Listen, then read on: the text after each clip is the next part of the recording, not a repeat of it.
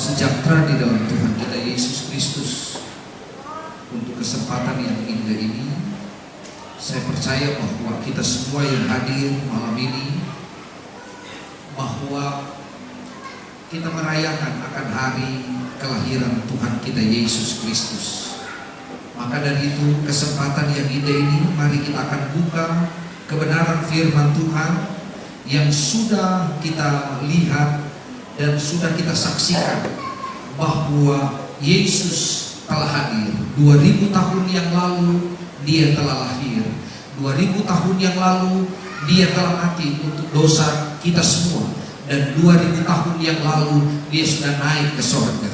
Dan sekarang ini kita merayakan bukan lagi untuk menyambut kedatangannya kali yang pertama, tetapi kita mempersiapkan diri untuk menyambut kedatangannya kali yang kedua.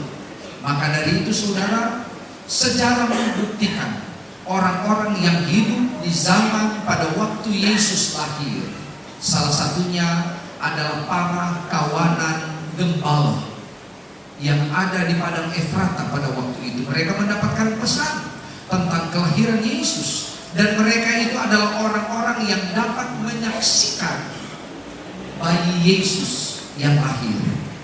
Bukan berarti kita yang pada saat itu belum ada, dan kita juga dikatakan bahwa kita bukan orang yang berbahagia, bukan. Tetapi Alkitab berkata, kita ini tidak lagi menyambut Yesus yang baru lahir, tetapi kita ini yang akan menyambut Yesus yang akan datang kedua kali. Bukan sebagai bayi yang baru lahir, tetapi kita akan menyambut kedatangannya pada kali yang kedua dengan firman Tuhan berkata dengan apa? Dia sebagai raja untuk memisahkan mana orang benar dan mana orang yang tidak benar. Maka dari itu percayalah kepada Dia, bahwa dikala Dia berjanji, Dia akan datang pada kali yang kedua. Dia akan menyambut saya dan saudara. Dia akan menjemput saya dan saudara. Maka dari itu saudara, kita melihat tema pada malam ini yang saudara perhatikan dalam tema ini. Tetapi sebelumnya mari kita buka Alkitab kita. Kita buka di dalam kitab Lukas sesuai dengan tema yang disampaikan lewat keluarga besar Rimbawan Papua Selatan dalam Natal mereka, dan mengundang kita semua untuk berbahagia menyambut Natal, damai Natal itu. Mari kita akan buka kitab Lukas pasal yang kedua sesuai dengan tema yang ada di depan. Lukas pasal 2 ayat yang ke-15. Saya akan membacakan ayat yang seutuhnya supaya saudara dapat melihat ayat yang seutuhnya seperti apa. Tetapi inti dari ayat ini kita sudah lihat di depan. Firman Tuhan berkata demikian. Saya akan bacakan dan saudara dapat menyimaknya dengan baik. Lukas pasal 2 ayat yang ke-15. Dikatakan demikian, setelah malaikat-malaikat itu meninggalkan mereka dan kembali ke sorga, gembala-gembala itu berkata seorang kepada yang lain, marilah kita pergi ke Betlehem untuk melihat apa yang terjadi di sana, seperti yang diberitahukan Tuhan kepada kita. Katakan amin. Saudara, kalimat ini dikatakan dalam tema ini, dikatakan marilah sekarang kita pergi ke Betlehem. Kira-kira dikala ayat ini atau tema ini berkata marilah sekarang kita pergi ke Betlehem, kira-kira kalau saya ajak saudara pergi ke Betlehem, pasti saudara akan berkata, Betlehem yang sekarang ini lagi mengalami situasi yang memanas, yaitu Israel sekarang ini. Maka kalau saudara lihat, para gembala ini mengajak teman-teman mereka satu dengan yang lain, marilah kita ke Betlehem. Tetapi ayat kalimat selanjutnya berkata, kita akan menyaksikan berita yang disampaikan oleh para malaikat, dan para malaikat itu sudah naik ke surga. Kalau saya ajak, marilah kita ke Bethlehem. Saya mau bertanya, adakah di antara para atau keluarga besar di Bawang, Papua Selatan ini sudah pernah pergi ke Bethlehem? Ada di antara Bapak Ibu yang sudah pernah pergi ke Bethlehem? Ini Bethlehem yang dimaksud ini. Ini Bethlehem yang dimaksud, dan betul. Ini Bethlehem yang dimaksud ini itu 2000 tahun yang lalu. Tetapi yang sekarang, adakah di antara saudara sudah pernah pergi ke Bethlehem? Ada? Bethlehem itu yang disebut dengan tanah Bethlehem, yang sekarang perlu saudara ketahui, tanah itu juga yang disebut sebagai tanah Palestina. Saya 20 kali saya pergi melihat Bethlehem itu. Kalau saya berangkat tahun depan berarti 21 kali saya pergi ke Bethlehem.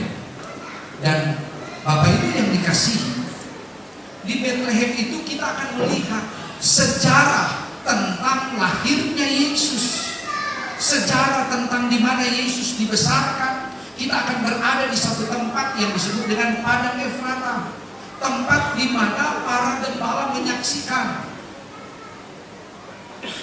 yaitu datangnya ribuan malaikat mengunjungi mereka. Tetapi Bethlehem di zaman 2000 tahun yang lalu berbeda dengan Bethlehem di zaman sekarang. Bethlehem di zaman 2000 tahun yang lalu tidak ada konflik. Tetapi Bethlehem di zaman sekarang itu begitu hebat konfliknya. Saudara, konflik yang terjadi di sana, padahal kehidupan orang Kristen di sana dan kehidupan orang Muslim di sana anak-anak saja. Tidak ada masalah.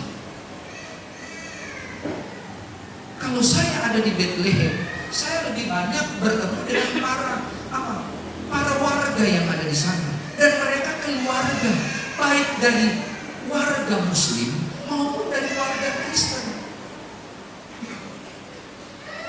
Tetapi di waktu saudara keluar dari Bethlehem menuju Yerusalem, saudara akan bertemu dengan orang-orang di mana di sana saudara akan bertemu, saudara akan bertemu dengan orang-orang Muslim dan orang-orang Kristen. Yang saudara akan temukan adalah orang-orang Yahudi di sana. Kehidupan kekeluargaan di Bethlehem itu sungguh luar biasa. Saya menyaksikan dengan mata kepala saya sendiri bagaimana kehidupan Kristen dan kehidupan Muslim itu luar biasa. Maka kalau saudara lihat dalam tema ini, dengan damai Natal, damai Bethlehem maksudnya, dikatakan apa? Kita tingkatkan itu semangat kerja. Amin.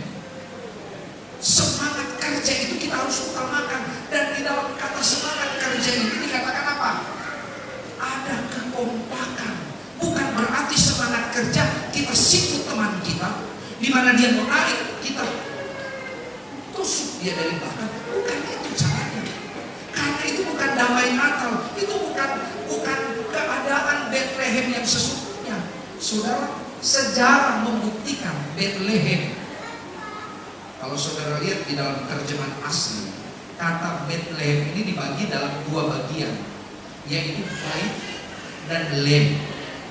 Kalau di dalam terjemahan, kata bait itu berarti rumah atau bait rumah, sedangkan lem itu disebut roti.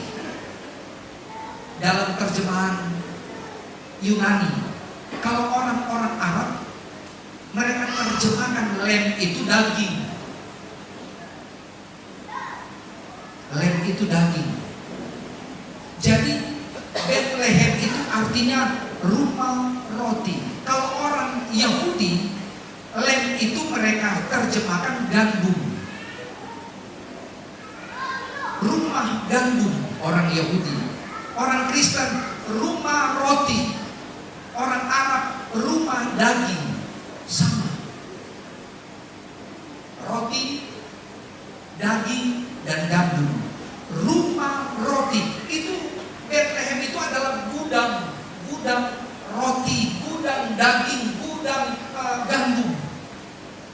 Dan saudara tahu, sejarah membuktikan itulah yang disebut sebagai kota Daud 1500 tahun sebelum Yesus datang. 2500 tahun sebelum Yesus datang, itu Bethlehem itu disebut sebagai kota Daud. Tetapi saudara tahu, peristiwa Bethlehem ini adalah peristiwa dari apa, saudara? Membuktikan tentang munculnya Mesias di sana. Karena Bethlehem ini tidak terlepas dari peristiwa kejadian. Peristiwa kejadian tentang peristiwa jatuhnya manusia dari dosa. Kita kenal moyangnya kita, nenek moyangnya kita, yaitu Adam dan Hawa. Kitab Kejadian membuktikan bagaimana Adam dan Hawa, saudara. Kejadian pasal 1 ayat 27, Allah menciptakan Adam dan Hawa menurut gambar rupa dan teladannya. Dan Alkitab berkata, dia sempurna, itu nenek moyangnya kita. Baik dia dari 5 agama yang ada di seluruh dunia ini, di seluruh Indonesia maupun seluruh dunia, dari berbagai macam agama yang berbeda, kita mempunyai moyang yang sama, yaitu Adam dan Hawa. Tetapi kalau saudara perhatikan, Adam dan Hawa diciptakan Allah itu sempurna, terdiri dari tubuh, jiwa, dan roh. Alkitab berkata bahwa manusia yang diciptakan oleh Allah, Adam dan Hawa, ditempatkan di satu tempat yang namanya, tempat itu di dalam Kejadian pasal 2 itu yang disebut dengan nama Taman Eden. Sehingga Kejadian pasal 2 ayat 15, waktu Adam selesai diciptakan bersama dengan Hawa, bisa dikatakan bahwa dia itu adalah pelopor. Saudara belum memiliki jabatan tentang kehutanan dan lain sebagainya, merawat yang namanya kehutanan. Dia itu yang dipercayakan Tuhan langsung untuk menjaga itu yang namanya hutan. Dia yang menjaga itu hutan. Dia dipercayakan untuk apa? Kejadian pasal 2 ayat 15, Alkitab berkata, Allah mempercayakan Adam untuk mengelola hutan, untuk memelihara hutan. Saudara juga dipercayakan oleh pemerintah untuk menjaga, memelihara, dan mengelola hutan. Amin. Jadi kalau mau dipikir, bagian kehutanan ini harus berbangga. Sebab sebelum ada dinas-dinas yang lain, departemen-departemen yang lain, departemen pariwisata, departemen apa lagi, administrasi dan lain sebagainya, departemen kehutanan lebih dulu ada. Coba kita lihat Kejadian pasal 2 ayat 15, departemen kehutanan yang lebih dulu ada. Allah berkata, jaga ini taman hutan, jaga, pelihara, dan bahkan apa? Alkitab berkata Adam dan Hawa memberi nama semua binatang yang ada di dalam taman itu. Sebab itu saudara, waktu Allah menciptakan manusia, ingat 7 hari Allah menciptakan manusia. Hari pertama Allah ciptakan terang, hari kedua Allah ciptakan cakrawala atau bentangan, hari ketiga Allah ciptakan darat dan tumbuhan, hari keempat Allah ciptakan benda-benda penerang, hari kelima Allah ciptakan binatang-binatang yang ada di udara dan binatang-binatang yang ada di air, hari keenam Allah ciptakan binatang-binatang yang ada di darat, binatang-binatang yang memamalia, binatang-binatang yang ada di darat. Itu hari keenam, termasuk buaya darat. Semua Allah ciptakan yang ada di darat. Hari ke-6 terakhir Allah ciptakan manusia. Dan manusia itu bersama dengan binatang-binatang yang ada di darat. Itu mereka diciptakan pada hari yang ke-6. Hari ke-7 Allah berhenti. Sebab itu Allah menempatkan di dalam kitab Kejadian pasal 2 dan pasal 3, Allah menempatkan Adam dan Hawa di satu tempat yang namanya Eden, yang ada di dalam taman. Jadi perbedaan tempat tinggal tidak ada kan di antara saudara, walaupun kerja di bagian dinas kehutanan, tidak ada yang tinggal di hutan kan? Sama seperti Adam dan Hawa. Mereka tidak tinggal di hutan, mereka tidak tinggal di taman, mereka tinggal di Eden. Di luar Eden itu yang namanya taman.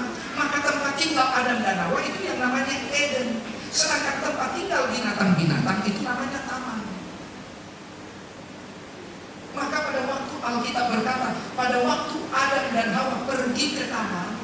Dari Eden mereka pergi ke taman, mereka mulai memberi nama, ini menjaga dan merawat, memberi nama semua binatang. Dan ingat, setelah mereka memberi nama, mereka masuk lagi ke Eden. Kenapa di Eden? Karena di Eden adalah tempat tinggal manusia. Di Eden itu ada hadirat Allah. Di Eden itu manusia dengan Allah berbicara langsung. Dan Alkitab tidak menceritakan bagaimana manusia hidup berdampingan dengan binatang. Tidak. Manusia tinggal di yang namanya Eden. Sebab itu Alkitab berkata Kejadian pasal 3. Buah yang ada di dalam Eden ini yang disebut dengan buah kehidupan, silakan engkau makan. Tetapi di taman ada dua macam buah. Buah dikatakan buah untuk kebutuhan jasmani, dan buah yang kedua adalah buah pengetahuan baik dan jahat. Saudara tahu, waktu di taman, singkat dalam pelajaran ini, Alkitab menuliskan bahwa apa? Adam dan Hawa makan buah yang ada di dalam taman. Karena kena godaan siapa? Ular. Kejadian pasal 3.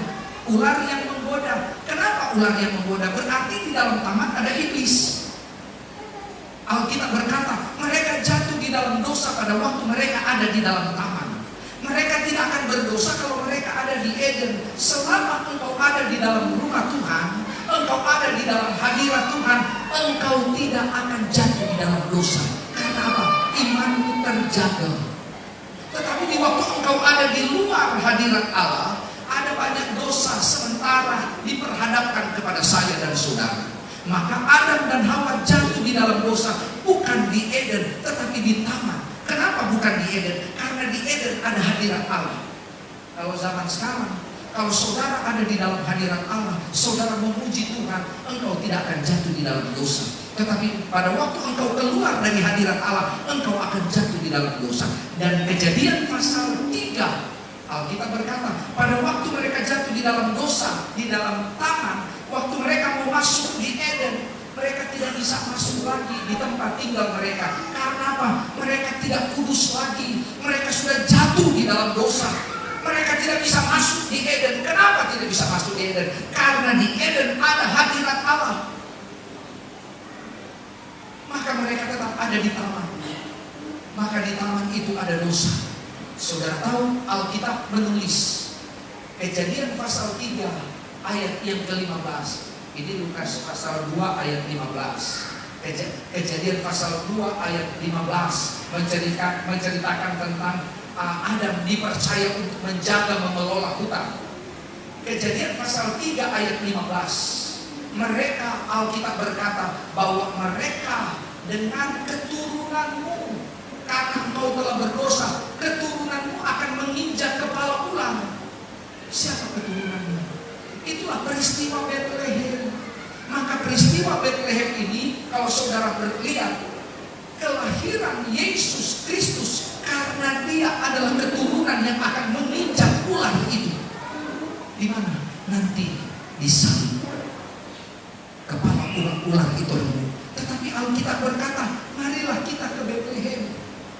Ini adalah berita yang kalau saudara lihat ayat yang ke-13, ayat yang ke-14 menjelaskan bahwa segerombolan malaikat datang dari surga. Kelompok ribuan malaikat datang dari surga. Pertama-tama saudara tahu kelompok ribuan malaikat ini datang kemana? Bukan datang kepada para pembesar. Bukan datang kepada orang-orang yang terpandang, bukan. Tetapi surga datang kepada orang-orang kecil. Siapa mereka? Para gembala. Ada di mana para gembala itu? Alkitab berkata di dalam Lukas pasal 2 ayat 14, mereka itu berada di padang. Mereka tinggal tidur di sana. Mereka tidak punya rumah. Tetapi Alkitab berkata bahwa tentara surga datang mengunjungi mereka. Kalaupun saudara tinggal di mana, di tempat saudara tidak ada tempat tinggal, saudara tidak punya fasilitas, saudara tidak punya apa-apa, ingat, para malaikat bisa datang ke kepada saya dan saudara. Untuk apa? Membawa berita itu. Berita tentang apa? Berita kelahiran Yesus itu. Dan berita kelahiran Yesus itu adalah berita yang luar biasa. Awalnya Bethlehem tidak lagi dikenal. Ribuan tahun Bethlehem tidak dikenal lagi. Karena apa? Karena Bethlehem sepertinya sudah terkubur. Bahkan sejarah Alkitab membuktikan kota Bethlehem pada zaman itu bukan kota yang ramai. Tidak ada penginapan. Tidak ada, saudara. Kota Bethlehem itu adalah kota yang sangat sepi. Bahkan dikatakan kota Bethlehem itu adalah disebut sebagai kota di mana banyak kuburan di sana. Tetapi pada waktu Yesus lahir di sana, kota itu menjadi tempat kunjungan bala tentara surga. Dan dari mana? Orang-orang Majus yang datang dari timur mengunjungi Bethlehem. Ada apa di Bethlehem? Di Bethlehem ada seorang Mesias yang akan lahir dan sudah lahir, dan dia yang akan mengubah dunia. Dia yang akan mengubah dunia. Maka yang mengajak itu, saudara lihat di dalam kalimat selanjutnya dari ayat 15, kita lihat ayat ini. Marilah sekarang kita pergi ke Bethlehem. Kata kita ini adalah bagian dari kelompok para gembala, satu dengan yang lain mengajak agar supaya apa? Mari kita ke Bethlehem. Karena ada apa di sana? Ada keselamatan di Bethlehem. Di Bethlehem telah lahir seorang raja. Di Bethlehem telah lahir Mesias, dan dia yang akan menyelamatkan semua orang yang apa, saudara? Yang membutuhkan. Kita tidak dapat membalas kejahatan dengan kejahatan. Tiga kasih ini dilingkupi dengan satu kasih. Yang kasih yang keempat namanya kasih agape. Tetapi kasih agape itu akan membuat kita kompak, karena kasih persaudaraan itu dibalut dengan yang namanya kasih agape. Dan dikatakan apa? Seluruh keluarga besar rimbawan ada kasih agape. Sebab itu tujuan dari para gembala mengajak, marilah sekarang kita pergi ke Bethlehem. Kalau saudara nanti punya uang lebih dan saudara pergi ke Bethlehem sekarang ini, saudara akan menyaksikan dengan mata kepala sendiri bagaimana hubungan antara orang-orang yang ada di Bethlehem. Di sana engkau akan melihat toleransi beragama itu luar biasa. Tidak ada yang namanya minoritas, tidak ada yang namanya mayoritas, karena mereka dengan terbangun yang namanya kota Bethlehem yang adalah kota Palestina ini, disitulah muncul yang namanya kasih persaudaraan yang dibalut dengan kasih agape. Sebab itu saya mengingatkan, mari dengan damai Natal ini memberikan semangat kepada saya dan saudara. Saudara, hidup kita tidak selamanya kita ada di dalam dunia. Alkitab berkata, karena kewarganegaraan kita ada di dalam sorga, bukan di dalam dunia. Wahyu pasal 21, langit dan bumi akan lenyap. Ayat 1, akan ada langit dan bumi yang baru. Tetapi Alkitab berkata, langit bumi yang baru akan dinikmati oleh apa? Kehidupan orang-orang yang baru. Yaitu apa? Tubuh yang baru. 1 Korintus pasal 15 ayat 51 bagian A, Paulus berkata, Rasul Paulus berkata, aku katakan kepadamu suatu rahasia, bahwa tidak semuanya kita akan mengalami kematian. Artinya menjelang kedatangan Yesus kedua kali, ada orang-orang yang hidup yang dapat menyaksikan kedatangan Yesus kedua kali sebagai Raja. Dan Alkitab berkata 1 Tesalonika pasal 4 ayat 15 sampai 17, bahwa kita akan mendapatkan tubuh yang baru. Dari tubuh yang baru kita akan mendapatkan apa? Wajah yang baru. Kenapa? Karena ada orang-orang yang mati di dalam Tuhan. Alkitab berkata, kitab Wahyu pasal 19, orang-orang yang mati di dalam Tuhan, tubuhnya kembali ke debu tanah, rohnya kembali kepada Allah.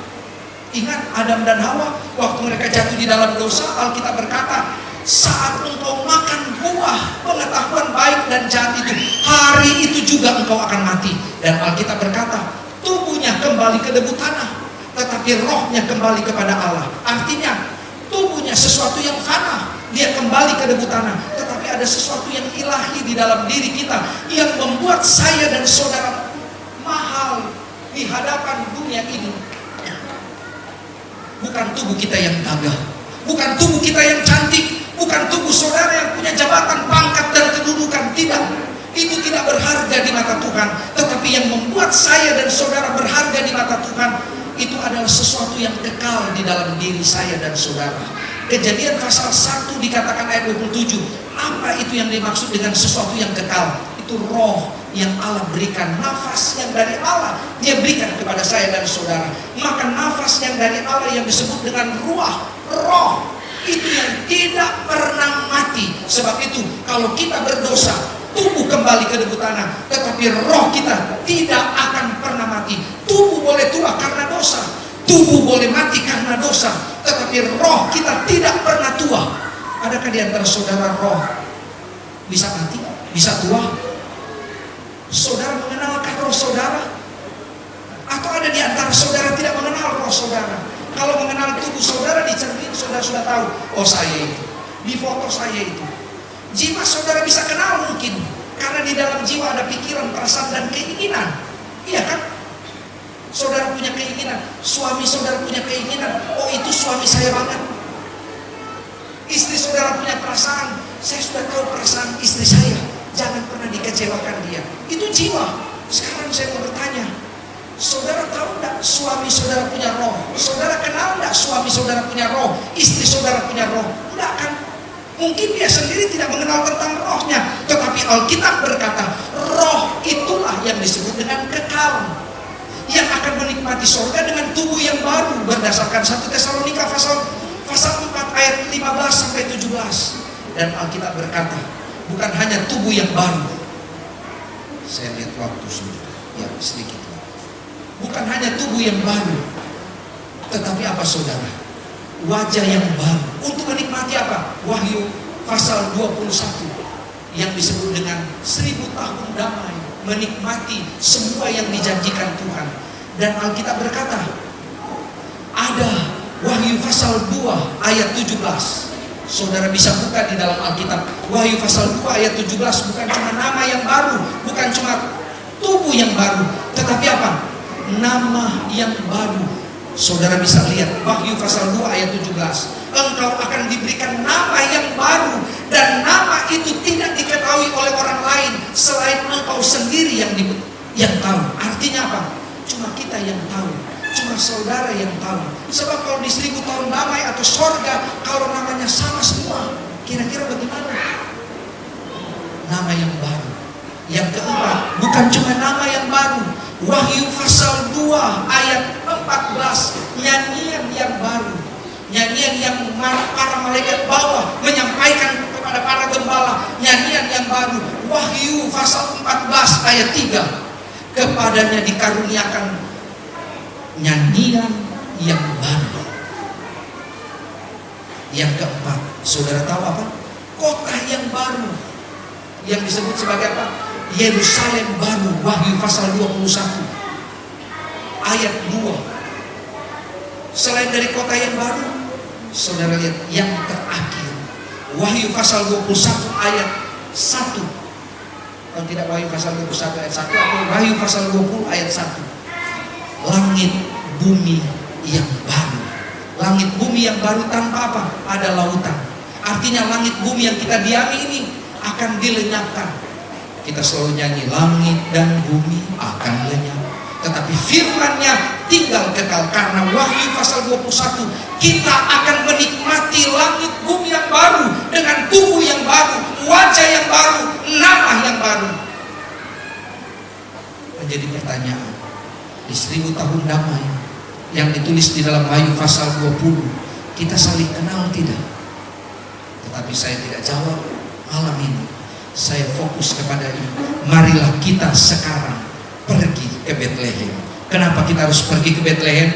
Karena di Bethlehem ada juru selamat. Bangun hubungan satu dengan yang lain. Nama Tuhan Yesus dipuji, nama Tuhan Yesus dipermuliakan. Firman Tuhan saya selesai sampai di sini.